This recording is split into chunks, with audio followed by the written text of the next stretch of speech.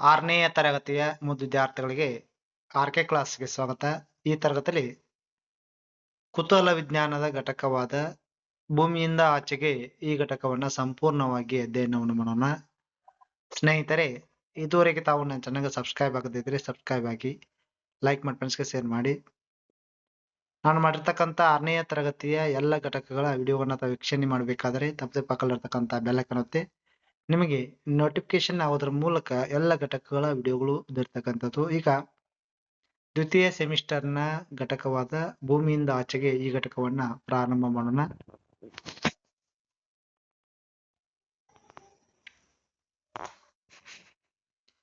ಭೂಮಿಯಿಂದ ಆಚೆಗೆ ನಾವು ಅದರದೇ ಆದ ಒಂದು ಪರಿಸರವನ್ನು ಹೊಂದಿರತಕ್ಕಂಥ ಒಂದು ನಿಸರ್ಗದ, ಅದರಲ್ಲಿ ಭಾರತದಲ್ಲಿ ನೋಡಿದಾಗ ಭಾರತದ ಲಡಾಖ್ನಲ್ಲಿ ಕಗ್ಗತ್ತಲ ತಾಣದಿಂದ ರಾತ್ರಿ ಆಕಾಶದ ಸೌಂದರ್ಯವನ್ನ ನಾವು ನೋಡಬಹುದು. ನುಬ್ರಾ ಲಡಾಖ್ಗಳು ಅತಿ ಆಕಾಶವನ್ನು ನೋಡ್ತಕ್ಕಂಥ ಅತಿ ಸುಂದರವಾದ ಸ್ಥಳಗಳು. ಅದು ಕಗ್ಗತ್ತಲಾದ ಪ್ರದೇಶ ಅಂತ ಕರೆಯಲಾಗ್ತದ.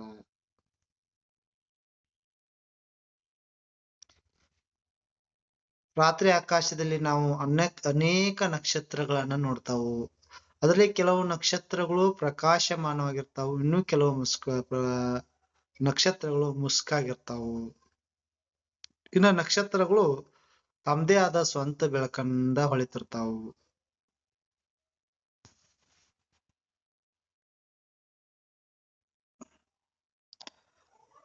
ಇನ್ನ ನಕ್ಷತ್ರ ಪುಂಜ ಅಂದ್ರೆ ಏನು ನೋಡಿ. ನಕ್ಷತ್ರ ಗುಂಪುಗಳು ರೂಪಿಸುವ ವಿನ್ಯಾಸಗಳನ್ನ ನಕ್ಷತ್ರ ಪುಂಜ ಅಂತ ಕರೆಯಲಾಗ್ತದೆ.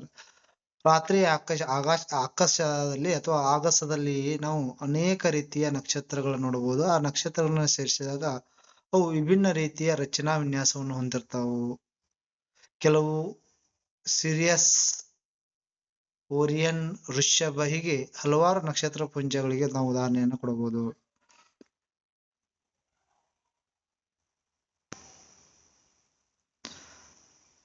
ನಕ್ಷತ್ರ ಪುಂಜ ಅಂದ್ರ ನಕ್ಷತ್ರಗಳನ್ನ ಸುಲಭವಾಗಿ ಗುರುತಿಸಲು ಸಾಧ್ಯವಾಗುವಂತೆ ನಕ್ಷತ್ರಗಳನ್ನ ಕಾಲ್ಪನಿಕ ರೇಖೆಗಳಿಂದ ಜೋಡಿಸಿ ಅವುಗಳಿಗೆ ಒಂದು ಹೆಸರನ್ನ ಕೊಡಲಾಗಿದೆ. ಓರಿಯನ್ ನಕ್ಷತ್ರ ಪುಂಜ, ಸಿರಿಯಸ್ ನಕ್ಷತ್ರ ಪುಂಜ, ಧ್ರುವತಾರ ನಕ್ಷತ್ರ ಪುಂಜ ಅಂತ ಈ ರೀತಿ ಹೆಸರನ್ನ ಕೊಡಲಾಗಿದೆ. ಈ ಓರಿಯನ್ ನಕ್ಷತ್ರ ಪುಂಜ ಅದಲ್ಲ, ಅದು ಹೆಂಗ್ ಕಾಣ್ತದಂದ್ರ ಬೇಟೆಗಾರನಂತೆ ಪ್ರತಿನಿಧಿಸ್ತದ. ಇದರ ಮಧ್ಯದಲ್ಲಿ 3 ನಕ್ಷತ್ರಗಳಿದ್ದು ಇವು ಬೇಟೆಗಾರನ ಸ್ವಂತ ಪಟ್ಟಿಯನ್ನ ಪ್ರತಿನಿಧಿಸ್ತಾವು. ಕೆಲವರ ಕಲ್ಪನೆಯಂತೆ ಗೂಳಿಯೊಂದಿಗೆ ಅಂದ್ರೆ ನಕ್ಷತ್ರ ಪುಂಜ ವೃಷಭ ಗೂಳಿಯಂತೆ ಕಾಣ್ತದ. ಹೋರಾಡುತ್ತಿರುವ ಬೇಟೆಗಾರ ಓರಿಯನನ್ನ ಆತನ ನಾಯಿ ಅಂದ್ರ ನಕ್ಷತ್ರ ಪುಂಜ ಕ್ಯಾನಿಯಸ್ ಮೇಜರ್ ಹಿಂಬಾಲಿಸ್ತದ.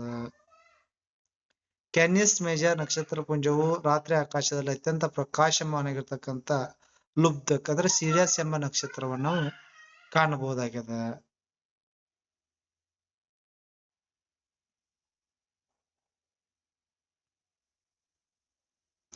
ಇಲ್ಲಿ ಚಿತ್ರದಲ್ಲಿ ನೋಡಿದಾಗ ಗೊತ್ತಾಗ್ತದೆ ಸಿರಿಯಸ್ ನಕ್ಷತ್ರ, ಕ್ಯಾನಿಸ್ ಮೇಜರ್, ಬಿಟಲ್ಗೆಸ್ ನಕ್ಷತ್ರ, ಓರಿಯನ್ ನಕ್ಷತ್ರ, ಆಲ್ಡಬರ್ನ್ ವೃಷಭ, ಕೃತಿಕಾ, ಬಿಗ್ ಡಿಫರ್, ಧ್ರುವ ನಕ್ಷತ್ರ, ಲಿಟಲ್ ಡಿಫರ್. ಇಲ್ಲಿ ಈ ರೀತಿ ನಾವು ಕಾಲ್ಪನಿಕ ರೇಖೆಗಳಿಂದ ಅವುಗಳನ್ನ ನಕ್ಷತ್ರಗಳನ್ನ ಗುರುತಿಸಲಾಗಿದೆ.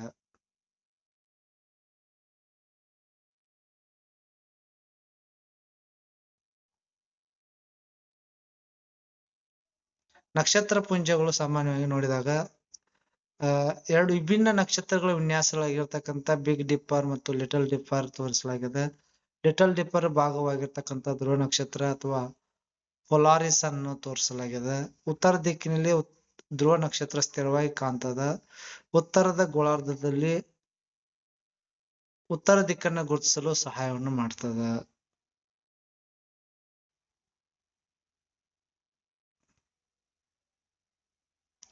ರಾತ್ರಿ ಆಕಾಶದ ವೀಕ್ಷಣೆ. ರಾತ್ರಿ ಆಕಾಶ ಕೆಲವೊಮ್ಮೆ ನಿರ್ಮಲವಾಗಿರ್ತದ ಮತ್ತು ರಾತ್ರಿ ಆಕಾಶದಲ್ಲಿ ಕೆಲವು ನಕ್ಷತ್ರಗಳು ಮಾತ್ರ ಗೋಚರಿಸ್ತವೆ. ಇದಕ್ಕೆ ಕಾರಣ ಬೆಳಕಿನ ಮಾಲಿನ್ಯ, ಹೊಗೆ ಮತ್ತು ಧೂಳು. ಬೆಳಕಿನ ಮಾಲಿನ್ಯ, ಹೊಗೆ ಮತ್ತು ಧೂಳು. ರಾತ್ರಿಯ ಸಮಯದಲ್ಲಿ ಕಾಣುವ ಹೆಚ್ಚಿನ ಕೃತಕ ಬೆಳಕನ್ನ ಬೆಳಕಿನ ಮಾಲಿನ್ಯ ಎಂದು ಪರಿಗಣಿಸಲಾಗ್ತದೆ.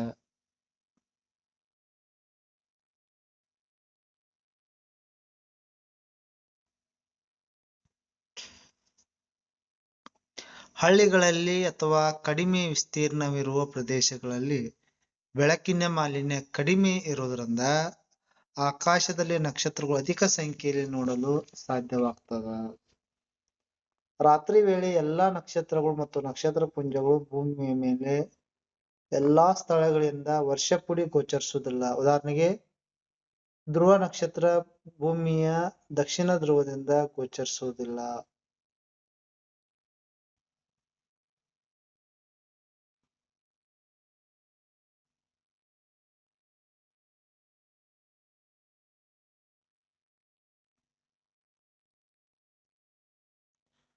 ರಾತ್ರಿ ಆಕಾಶದ ವೀಕ್ಷಣೆಗೆ ಪೂರ್ವ ಸಿದ್ಧತೆಯನ್ನ ಮಾಡಿಕೊಳ್ಬೇಕು. ನಾವು ರಾತ್ರಿ ಆಕಾಶನ ವೀಕ್ಷಣೆ ಮಾಡ್ಬೇಕಾದ್ರೆ ಪೂರ್ವ ಸಿದ್ಧತೆ ಮಾಡ್ಕೊ. ಯಾವ ರೀತಿ ಪೂರ್ವ ಸಿದ್ಧತೆ ಇರಬೇಕಂದ್ರ ರಾತ್ರಿ ಆಕಾಶ ವೀಕ್ಷಣೆಗೆ ಕತ್ತಲು ಆವರಿಸಿರುವ ಪ್ರದೇಶವನ್ನ ಗುರುತಿಸಿಕೊಳ್ಬೇಕಾಗ್ತದ. ಇದು ದೀಪಗಳು, ಎತ್ತರ ಕಟ್ಟಗಳು ಮತ್ತು ಮರಗಳಿಂದ ದೂರ ಇರಬೇಕಾಗ್ತದ. ರಾತ್ರಿ ಆಕಾಶವನ್ನು ವೀಕ್ಷಿಸಲು ನಿರ್ದಿಷ್ಟ ಸಮಯ ಮತ್ತು ದಿನಾಂಕವನ್ನು ನಿಗದಿಪಡಿಸಿಕೊಳ್ಬೇಕು. ಹೆಚ್ಚು ಪ್ರಕಾಶಮಾನವಲ್ಲದ ಧ್ರುವ ನಕ್ಷತ್ರವನ್ನ ವೀಕ್ಷಿಸಲು ಮೋಡಗಳಲ್ಲದೆ ಚಂದ್ರನಿಲ್ಲದ ರಾತ್ರಿಯನ್ನು ಆಯ್ಕೆ ಮಾಡಿಕೊಳ್ಳಿ. ಇದು ಸ್ಕೈ ಮ್ಯಾಪ್ ಮೊಬೈಲ್ ಅಪ್ಲಿಕೇಶನ್ ಬಳಸಲು ಉಪಯೋಗವಾಗಬಹುದು ಅಥವಾ ನೀವು ವೀಕ್ಷಿಸಲು ಯೋಚಿಸಿರುವ ನಕ್ಷತ್ರ ಪುಂಜಗಳ ಚಿತ್ರವನ್ನ ಮುದ್ರಿಸಿಕೊಳ್ಳಬಹುದು. ನೀವು ದಿಕ್ಕನ್ನ ಗುರುತಿಸಲು ಕಾಂತೀಯ ದಿಕ್ಸೂಚಿ ನಿಮ್ಮೊಂದಿಗೆ ತೆಗೆದುಕೊಂಡು ಹೋಗಬಹುದು ಮತ್ತು ವೀಕ್ಷಣೆಯನ್ನ ದಾಖಲಿಸಲು ನೋಟ್ ಪುಸ್ತಕವನ್ನು ತೆಗೆದುಕೊಂಡು ಹೋಗಬಹುದು.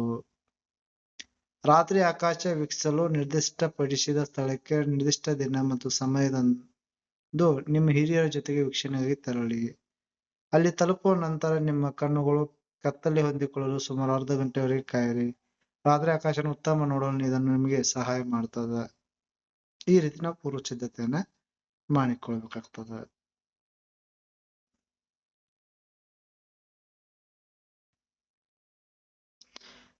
ಬೇಸಿಗೆ ಸಮಯದಲ್ಲಿ ರಾತ್ರಿ ಸುಮಾರು 9 ಗಂಟೆಗೆ ಬಿಗ್ ಡಿಪ್ಪರ್ ನೋಡಲು ಪ್ರಯತ್ನಿಸಿ.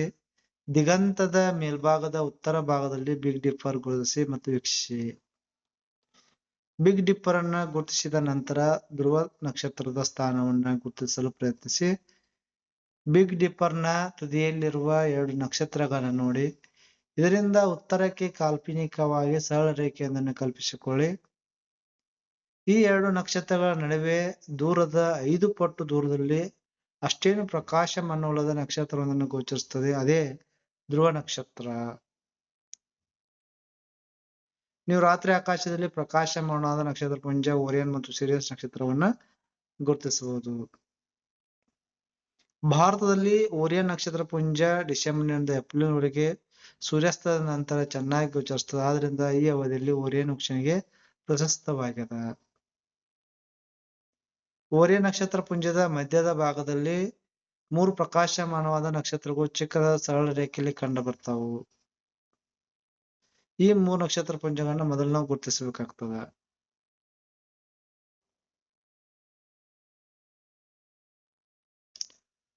ಓರಿಯನ್ ನಕ್ಷತ್ರ ಪುಂಜವನ್ನ ಗುರುತಿಸಿದ ನಂತರ ತುಂಬಾ ಪ್ರಕಾಶಮಾನವಾದ ಸಿರಿಯಸ್ ನಕ್ಷತ್ರವನ್ನು ಗುರುತಿಸುವುದು ಸುಲಭ. ಯಾಕಂದ್ರ ಅದು ಓರಿಯನ್ ನಕ್ಷತ್ರ ಪುಂಜದ ಹತ್ತಿರದಲ್ಲೇ ಇರ್ತದ.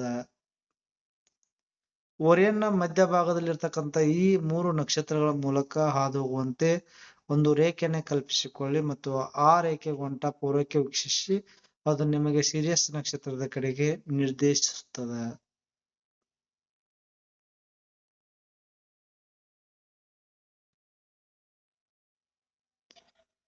ನಮ್ಮ ಸೌರವ್ಯೂಹ ನೋಡ್ರಿ, ಸೌರವ್ಯೂಹದಲ್ಲಿ ಸೂರ್ಯ ಒಂದು ನಕ್ಷತ್ರ. ಸೌರಮಂಡಲ ಅಂದಾಗ ಸೂರ್ಯ, ಗ್ರಹಗಳು, ಧೂಮಕೇತುಗಳು, ಉಲ್ಕಿಗಳು, ಉಲ್ಕಾಪಾತಗಳು ಇವೆಲ್ಲ ಬರ್ತಕ್ಕಂಥದ್ದು. ಕುಬ್ಜ ಗ್ರಹನು ಸಹ ಬರ್ತಕ್ಕಂಥದ್ದು. ಕುಬ್ಜ ಗ್ರಹ ಸೌರಮಂಡಲದ ಸದಸ್ಯ ಅಲ್ಲ. ಸೂರ್ಯನ ಬಗ್ಗೆ ನೋಡೋಣ. ಸೂರ್ಯ ಒಂದು ನಕ್ಷತ್ರ, ನಮಗೆ ಅತ್ಯಂತ ಸಮೀಪವಾಗಿರ್ತಕ್ಕಂಥ ನಕ್ಷತ್ರ. ಇದು ಅತ್ಯಂತ ಬಿಸಿಯಾದ ಅನಿಲಗಳ ಗೋಳಾಕಾರದ ಚೆಂಡು. ಸೂರ್ಯ ಹೆಚ್ಚಿನ ಪ್ರಮಾಣದ ಶಕ್ತಿಯನ್ನು ನೀಡುವುದರಿಂದ ಅದು ಪ್ರಕಾಶಮಾನಗೊಳಿತಾನು. ಸೂರ್ಯ ಶಾಖ ಮತ್ತು ಬೆಳಕನ್ನು ಉತ್ಪಾದಿಸ್ತಾ. ಇದು ಭೂಮಿಯ ಶಕ್ತಿಯ ಪ್ರಮುಖ ಆಕಾರವಾಗ್ಯದ. ಸೂರ್ಯ ಎಷ್ಟು ಪಟ್ಟು ದೊಡ್ಡದ, ಇದರ ವ್ಯಾಸ ಎಷ್ಟಂದಾಗ ಭೂಮಿಯ ವ್ಯಾಸಕ್ಕಿಂತ 100 ಪಟ್ಟು ಹೆಚ್ಚಾಗಿದೆ. ಆದ್ರೂ ಇದು ತುಂಬಾ ಚಿಕ್ಕ ಕಾರಣ ಏನಂದ್ರೆ ಇದು ಭೂಮಿಯಿಂದ ಬಹಳಷ್ಟು ದೂರದಲ್ಲಿ ಕಂಡು ಬರ್ತದ.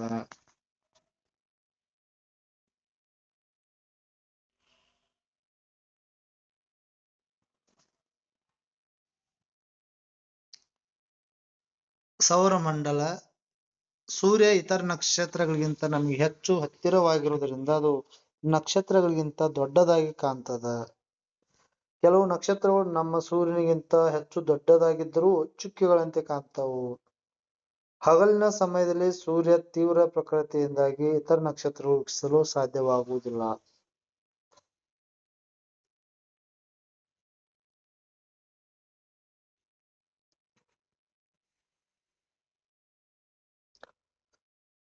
ಕೆಲವು ಕಾಯಗಳು ನಮ್ಮ ಭೂಮಿ ಮತ್ತು ಸೂರ್ಯ ಒಟ್ಟಾಗಿ ಸೇರಿ ಒಂದು ಸೌರವ್ಯೂಹವನ್ನು ರೂಪಿಸ್ತಾವು. ಕೆಲವು ಕಾಯಗಳಂದ್ರೆ ಗ್ರಹಗಳು ಬರ್ಬೋದು, ಉಪಗ್ರಹ ಬರ್ಬೋದು, ಧೂಮಕೇತುಗಳು ಬರ್ಬೋದು, ಉಲ್ಕೆಗಳು ಬರ್ಬೋದು, ಉಲ್ಕಾಪಾತಗಳು ಬರ್ಬೋದು. ಇವುಗಳಲ್ಲಿ ಹೆಚ್ಚಿನ ಕಾಯಗಳು ಸೂರ್ಯನ ಸುತ್ತ ತಿರುಗುತ್ತಾವು. ಸೂರ್ಯನ ಸುತ್ತ ತಿರುಗುವ ಒಂದು ಕಾಯದ ಚಲನೆಯನ್ನ ಪರಿಭ್ರಮಣೆ ರಿವಾಲ್ಯೂಷನ್ ಅಂತ ಕರೆಯಲಾಗ್ತದ.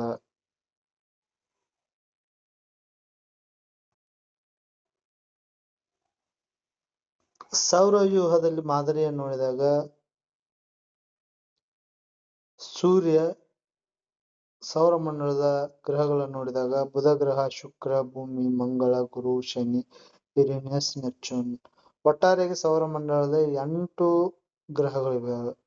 ಬುಧ, ಶುಕ್ರ, ಭೂಮಿ, ಮಂಗಳ, ಗುರು, ಶನಿ, ಯುರೇನಸ್, ನೆಪ್ಚೂನ್. ಇನ್ನು ಮಂಗಳ ಮತ್ತು ಗುರು ಗ್ರಹಗಳ ಮಧ್ಯದಲ್ಲಿ ಕ್ಷುದ್ರ ಗ್ರಹಗಳ ಪಟ್ಟಿ ಕಂಡು ಬರ್ತದ.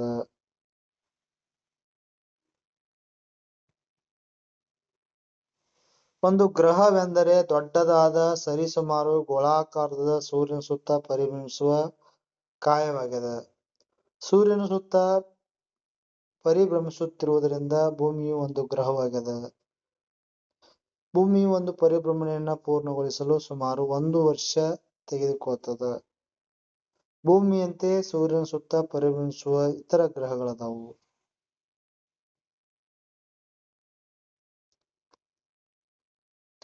ಸೌರಮಂಡಲದ ಗ್ರಹಗಳನ್ನು ನೋಡೋಣ.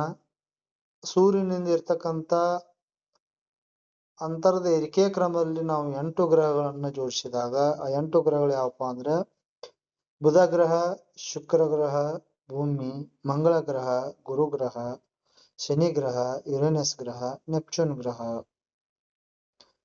ಸೂರ್ಯನಿಗೆ ಹತ್ತಿರವಾಗಿರ್ತಕ್ಕಂಥ ಒಳಗಿನ 4 ಗ್ರಹಗಳು ಯಾವಪ್ಪ ಅಂದ್ರ ಬುಧ, ಶುಕ್ರ, ಭೂಮಿ, ಮಂಗಳ. ಇವು ಗಾತ್ರದಲ್ಲಿ ತುಂಬಾ ಚಿಕ್ಕದಾಗಿರ್ತಕ್ಕಂಥ ಗ್ರಹಗಳು. ಇವುಗಳ ಮೇಲೆ ಗಟ್ಟಿಯಾಗಿದ್ದು ಬಂಡೆಗಳಿಂದ ಕೂಡಿವೆ.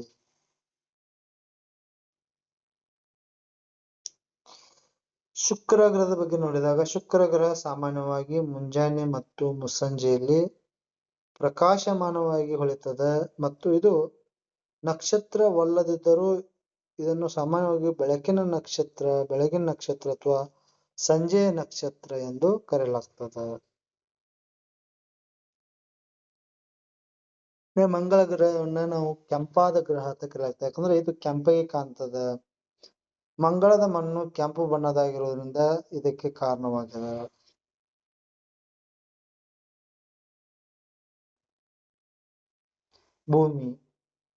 ಭೂಮಿಯ ಮೇಲ್ಮೈನ ಭಾಗವು ನೀರಿನಿಂದ ಆವೃತವಾಗಿದೆ. ಆದ್ದರಿಂದ ಇದು ಅಂತರಿಕ್ಷದಿಂದ ಅತ್ಯಂತ ನೀಲಿ ಬಣ್ಣದಲ್ಲಿ ಕಾಣ್ತದೆ. ಆದ್ದರಿಂದ ಭೂಮಿಯನ್ನ ನೀಲಿ ಗ್ರಹ ಅಂತ ಕರೆಯಲಾಗ್ತದ. ಇನ್ನ ಹೊರಗಿನ 4 ಗ್ರಹಗಳು ಯಾವಪ್ಪ ಅಂದ್ರ ಗುರು ಗ್ರಹ, ಶನಿ ಗ್ರಹ, ಯುರೇನಸ್ ಗ್ರಹ, ನೆಪ್ಚೂನ್ ಗ್ರಹ. ಭೂಮಿಗೆ ಹೋಲಿಸಿದರೆ ಅತಿ ದೊಡ್ಡದಾಗಿದೆ ಮತ್ತು ಅವುಗಳು ಬಹುತೇಕ ಅನಿಲಗಳಿಂದಾಗಿವೆ. ಈ ಅನಿಲ ದೈತ್ಯಗಳ ಸುತ್ತ ಧೂಳಿನ ಕಣಗಳು ಮತ್ತು ಕಲ್ಲಿನಂತಹ ವಸ್ತುಗಳಿಂದಾಗಿ ಉಂಗುರ ಆಕಾರದ ರಚನೆಗಳನ್ನು ಪಡೆದುಕೊಂಡವು.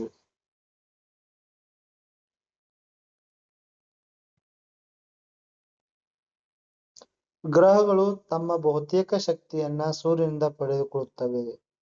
ಆದ್ದರಿಂದ ಸೂರ್ಯನಿಂದ ಗ್ರಹಗಳ ದೂರ ಹೆಚ್ಚಿದಂತೆ ಸಾಮಾನ್ಯವಾಗಿ ಅವು ಹೆಚ್ಚು ತಂಪಾಗಿರುತ್ತವೆ. ಗ್ರಹದ ವಾತಾವರಣವು ಶಾಖವನ್ನು ಹಿಡಿದುಕೊಂಡು ಗ್ರಹದ ತಾಪವನ್ನ ಗಮನಾರ್ಹವಾಗಿ ಬದಲಾಯಿಸುತ್ತದೆ. ಉದಾಹರಣೆಗೆ ಶುಕ್ರ ಗ್ರಹ ಸೂರ್ಯನ ದೂರದಲ್ಲಿದ್ದ ಇರುವುದರಿಂದ ಬುಧ ಗ್ರಹಕ್ಕಿಂತ ಬಿಸಿಯಾಗಿದೆ.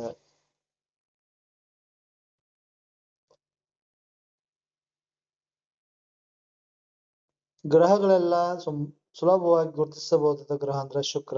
ಯಾಕಂದ್ರೆ ಇದು ಅತ್ಯಂತ ಪ್ರಕಾಶಮಾನವಾಗಿದೆ. ಆಕಾಶದಲ್ಲಿ ಸೂರ್ಯ ಮತ್ತು ಚಂದ್ರ ನಡುವೆ ಶುಕ್ರ ಗ್ರಹವು ಅತ್ಯಂತ ಪ್ರಕಾಶಮಾನವಾಗಿರ್ತಕ್ಕಂಥ ಕಾಯ. ಬುಧ, ಮಂಗಳ, ಗುರು ಮತ್ತು ಶನಿ ಗ್ರಹಗಳನ್ನ ಸಹ ಬರಿಗಣ್ಣಿಂದ ನೋಡಬಹುದು. ಅವು ತುಂಬಾ ದೂರದಲ್ಲಿದ್ದು ನಕ್ಷತ್ರಗಳಂತೆ ಹೊಳೆಯುವ ಚುಕ್ಕೆಗಳಂತೆ ಕಾಣ್ತಾವು.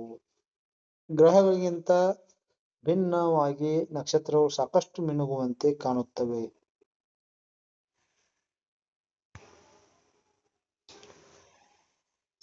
ಇಂಥ ಆಕಾಶ ಕಾಯಗಳನ್ನ ಬರಿಗಣ್ಣಿನಿಂದ ನೋಡಕ್ ಸಾಧ್ಯ ಇದ್ದಾಗ ಟೆಲಿಸ್ಕೋಪ್ ಬೈನಾಕ್ಯುಲರ್ ಅನ್ನ ಬಳಕೆ ಮಾಡಿ ಪ್ರಕಾಶಮಾನವಾಗಿರ್ತಕ್ಕಂಥ ದೊಡ್ಡದಾಗಿ ನಾವು ಆ ಗ್ರಹಗಳನ್ನ ನೋಡ್ಬೋದು. ಬರಿಗಣ್ಣಿಂದ ನೋಡದೇ ಇದ್ದಾಗ ಇಂಥ ಕಾಯಗಳನ್ನ ದೂರದರ್ಶಕ ಬಳಕೆ ಮಾಡಿ ನಾವು ನೋಡ್ಬೋದು.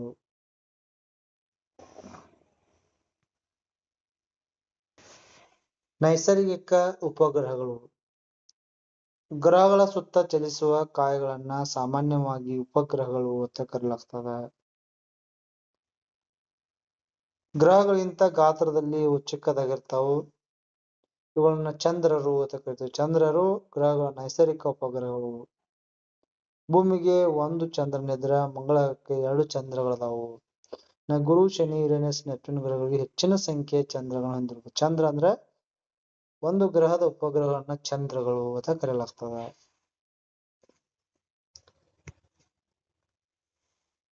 ಚಂದ್ರ ಭೂಮಿಯ ನೈಸರ್ಗಿಕ ಉಪಗ್ರಹ ಚಂದ್ರ ಅಂತ ಕರೆಯಲಾಗ್ತದೆ. ಭೂಮಿಯ ಸುತ್ತ ಒಂದು ಪರಿಭ್ರಮಿಸಲು ಪೂರ್ಣಗೊಳಿಸಲು ಸುಮಾರು 27 ದಿನ ತೆಗೆದುಕೊಳ್ಳುತ್ತದೆ. ಒಂದು ಬಾಹ್ಯಾಕಾಶದಲ್ಲಿ ಭೂಮಿಗೆ ಹತ್ತಿರವಿರ್ತಕ್ಕಂಥ ಕಾಯ. ಭೂಮಿಯಲ್ಲಿದ್ದಂತೆ ಚಂದ್ರನ ಮೇಲೆ ಯಾವುದೇ ವಾತಾವರಣವಿಲ್ಲ. ಚಂದ್ರನ ವ್ಯಾಸ ಭೂಮಿಯ ವ್ಯಾಸದ 1/4 ಭಾಗದಷ್ಟಿರ್ತಕ್ಕಂಥದ್ದು. ಚಂದ್ರನ ಮೇಲೆ ಕೂಳಿಗಳು ಎಂದು ಕರೆಯಲ್ಪಡತಕ್ಕಂಥ ವೃತ್ತಾಕಾರದ ಬಟ್ಟಲಿನಂತಹ ರಚನೆಗಳದಾವು. ಈ ಕೂಳಿಗಳಲ್ಲಿ ಹೆಚ್ಚಿನವು ಚಂದ್ರನ ಮೇಲ್ಮೈಗೆ ಕ್ಷುದ್ರ ಗ್ರಹಗಳು ಅಥವಾ ಬಂಡೆಗಳು ಅಪ್ಪಳಿಸಿದ್ದರಿಂದ ರೂಪುಗೊಂಡಿವೆ. ಇಲ್ಲಿ ನೋಡಿದಾಗ ಗೊತ್ತಾಗ್ತದೆ ಚಂದ್ರನ ಮೇಲಿರ್ತಕ್ಕಂಥ ಕಂದಕಗಳು. ಇಸ್ರೋ ಚಂದ್ರಯಾನ 3 ಕ್ಯಾಮ್ರಾದ ಸೆರೆ ಹಿಡಿದಂತಹ ಒಂದು ಚಿತ್ರವನ್ನು ಇಲ್ಲಿ ಕೊಡಲಾಗಿದೆ. ಕ್ಷುದ್ರ ಗ್ರಹಗಳು. ಸೂರ್ಯ ಮತ್ತು ಗ್ರಹಗಳು ಬಹುತೇಕ ಗೋಳಾಕಾರದಲ್ಲಿವೆ. ಸೌರವ್ಯೂಹದಲ್ಲಿ ಅನಿಯತಾಕಾರದ ಕಲ್ಲಿನಿಂದ ಅನೇಕ ಸಣ್ಣ ಸಣ್ಣ ಕಾಯಗಳಿವೆ. ಇವುಗಳನ್ನ ಕ್ಷುದ್ರ ಗ್ರಹಗಳು ಅಂತ ಕರೆಯಲಾಗ್ತದೆ. ಈ ಕ್ಷುದ್ರ ಗ್ರಹಗಳು ಮಂಗಳ ಮತ್ತು ಗುರು ಗ್ರಹಗಳ ಕಕ್ಷೆಗಳ ನಡುವೆ ಪರಿಭ್ರಮಿಸ್ತಾವು.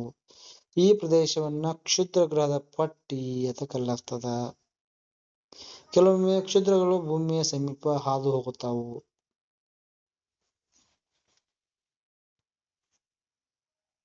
ಧೂಮಕೇತುಗಳು. ಉದ್ದವಾದ ಬಾಲಗಳನ್ನ ಹೊಂದಿರುವ ಈ ಕಾಯಗಳನ್ನ ಧೂಮಕೇತುಗಳು ಎಂದು ಕರೆಯುವರು. ಇವು ಧೂಳು, ಅನಿಲಗಳು, ಕಲ್ಲುಗಳು ಮತ್ತು ಮಂಜುಗಡ್ಡೆಗಳಿಂದ ಆಗಿವೆ. ಧೂಮಕೇತುಗಳು ಸೂರ್ಯನ ಸಮೀಪಕ್ಕೆ ಬರುತ್ತಿದ್ದಂತೆ ಅದರಲ್ಲಿರ್ತಕ್ಕಂಥ ಘನೀಕೃತ ಕಾಯವು ಆವಿಯಾಗಲು ಪ್ರಾರಂಭಿಸುತ್ತದೆ. ಈ ಆವಿಯಾಗುವ ಕಾಯವು ಧೂಮಕೇತುವಿನಿಂದ ಬಾಲವನ್ನು ರೂಪಿಸುತ್ತದೆ.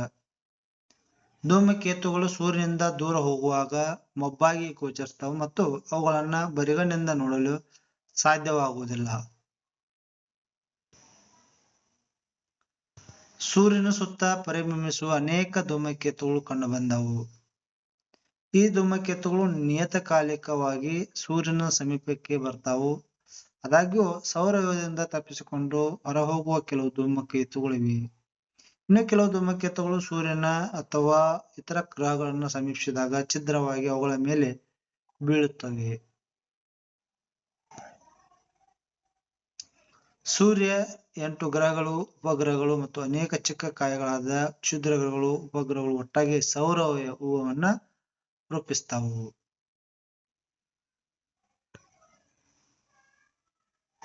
ಹಾಲುಹಾದಿ ಗ್ಯಾಲಕ್ಸಿ. Milky way Galaxy. ನಮ್ಮ ಗ್ಯಾಲಕ್ಸಿ ಯಾವುದಂದ್ರೆ ಹಾಲುಹಾದಿ ಗ್ಯಾಲಕ್ಸಿ. ಚಂದ್ರನಿಲ್ಲದ ರಾತ್ರಿ ಆಕಾಶದಲ್ಲಿ ನಗರದ ದೀಪಗಳಿಂದ ದೂರವಿರುವ ಕತ್ತಲೆಯ ಸ್ಥಳಗಳಿಂದ ಆಕಾಶದುದ್ದಕ್ಕೂ ಉತ್ತರದಿಂದ ದಕ್ಷಿಣಕ್ಕೆ ಕ್ಷೀಣವಾದ ವಿಸ್ತೃತ ಬೆಳಕಿನ ಪಟ್ಟಿಯನ್ನು ನೋಡಬಹುದು. ಇದೇ ಹಾಲುಹಾದಿ ಅಥವಾ ಆಕಾಶಗಂಗೆ ಎಂದು ಕರೆಯಲ್ಪಡ್ತಕ್ಕಂಥ ನಮ್ಮ ಗ್ಯಾಲಕ್ಸಿ.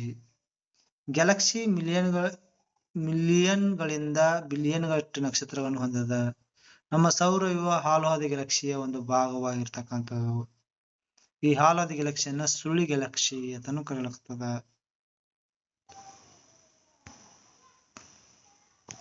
ವಿಶ್ವ ಹಾಲುಹಾದಿ ಗ್ಯಾಲಕ್ಸಿ ಆಚೆಗೆ ಆಕಾಶದಲ್ಲಿ ಅನೇಕ ಗ್ಯಾಲಕ್ಸಿಗಳಿವೆ. ನಕ್ಷತ್ರಗಳು, ಗ್ಯಾಲಕ್ಸಿಗಳು ಮತ್ತು ವಿಶ್ವವನ್ನು ಅರ್ಥ ಮಾಡಿಕೊಳ್ಳಲು ವಿಜ್ಞಾನಿಗಳು ಅವುಗಳನ್ನು ಅಧ್ಯಯನ ಮಾಡ್ತಾರೋ. ಬಾಹ್ಯ ಗ್ರಹಗಳು ಅಂದರೆ ನಮ್ಮ ಗ್ಯಾಲಕ್ಸಿಯಲ್ಲಿ ಕಂಡುಹಿಡಿಯಲಾದ ಇತರ ನಕ್ಷತ್ರಗಳ ಸುತ್ತ ಪರಿಭ್ರಮಿಸುವ ಗ್ರಹಗಳಲ್ಲಿ ಜೀವದ ಹುಡುಕಾಟ ಬಹುತೇಕ ನಡೆದಿದೆ.